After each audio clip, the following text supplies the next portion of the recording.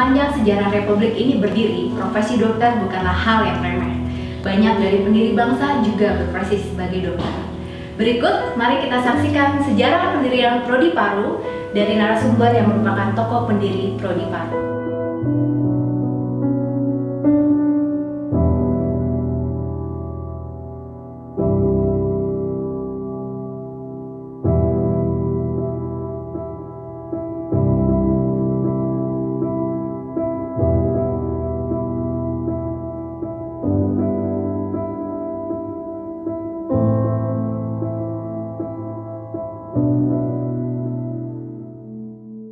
Berawal dari Nederlands Indische Artsenschule, dalam bahasa Belanda dapat diartikan sebagai Sekolah Dokter Hindia Belanda atau yang lebih dikenal dengan Fakultas Kedokteran Universitas Airlangga Surabaya, telah meluluskan beberapa dokter spesialis paru untuk ditugaskan sebagai pelaksana medis di Kota Malang.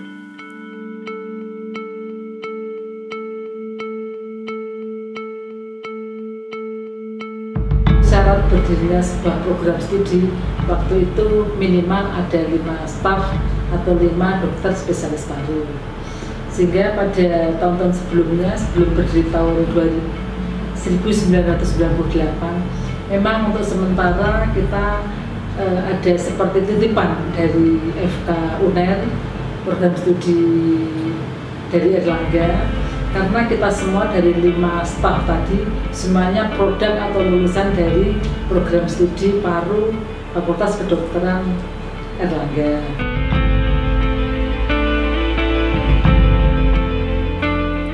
Almarhum Dr. Abioso yang pada saat itu telah ditempatkan pertama kali di Rumah Sakit Dr. Saiful Anwar sebagai pelayan medis di BB4 Malang dan sedang mendidik beberapa calon dokter di spesialis penyakit dalam di Rumah Sakit Saiful Anwar Malang.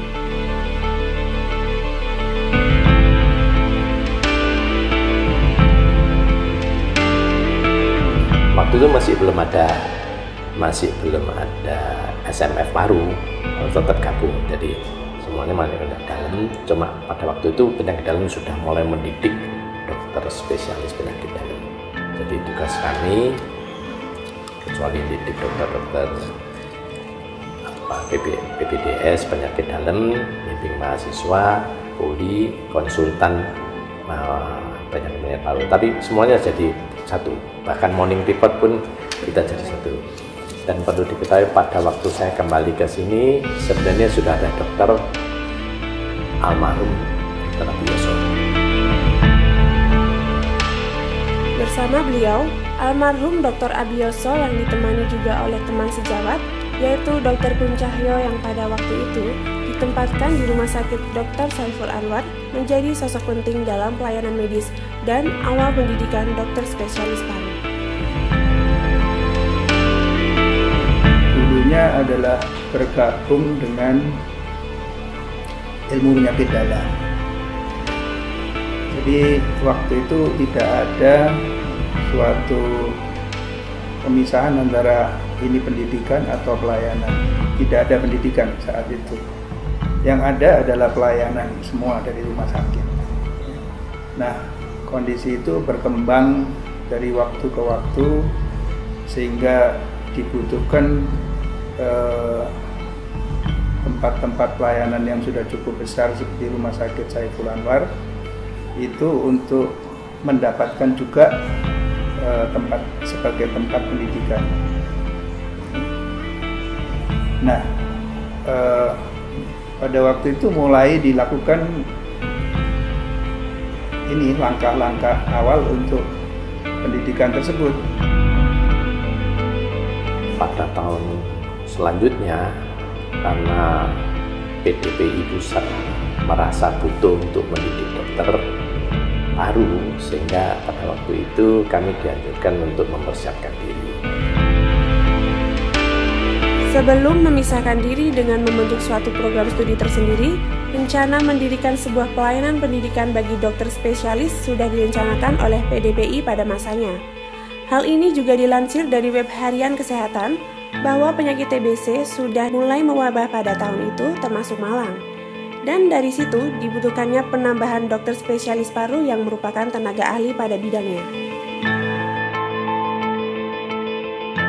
mengenai kebutuhan pendidikan itu sebetulnya semua tergantung daripada pusat. Ya, dalam hal ini adalah Ikatan Dokter Paru Indonesia yang memandang perlu kebutuhan tenaga paru di seluruh Indonesia. Berdasarkan pengamatan dari pengurus pusat PDPI dan usaha-usaha yang telah dilakukan oleh Fakultas Kedokteran Universitas Brawijaya, khususnya Laboratorium Ilmu Penyakit Dalam untuk mewujudkan penyelenggaraan program pendidikan dokter spesialis paru di Fakultas Kedokteran Universitas Brawijaya. Pengurus Pusat Perhimpunan Dokter Paru Indonesia juga melakukan tukar pendapat dengan pihak-pihak terkait, seperti staf Laboratorium Paru FK UNER, pengurus PDPI Cabang Surabaya, dan PDPI Cabang Malang. Abioso, saya, dan waktu itu kalau tidak salah ada Dr. Kuncahyo.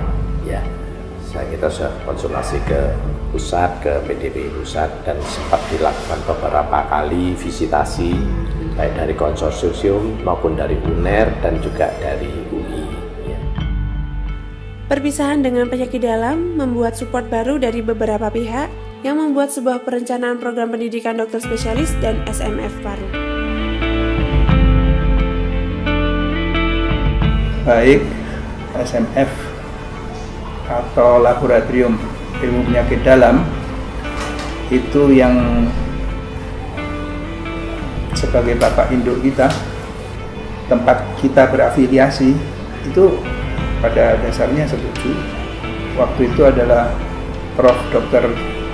Joko Wahono, ya. Dia sangat support terhadap pendirian dari seksi paru ini, walaupun itu harus merelakan sebagian daripada lahan penyakit dalam untuk berdiri sendiri, tetapi demi untuk kemajuan beliau tampaknya sangat support. Ya. Kemudian kedua, lintas disiplin, jadi dari rumah sakit, ya, semua bagian-bagian yang berhubungan dengan untuk pendidikan paru ini semuanya siap memberikan dukungan waktu itu. Jadi bagian radiologi, bagian patologi klinik, bagian anak, bagian penyakit dalam, bagian jantung, semuanya membantu kita sepenuhnya.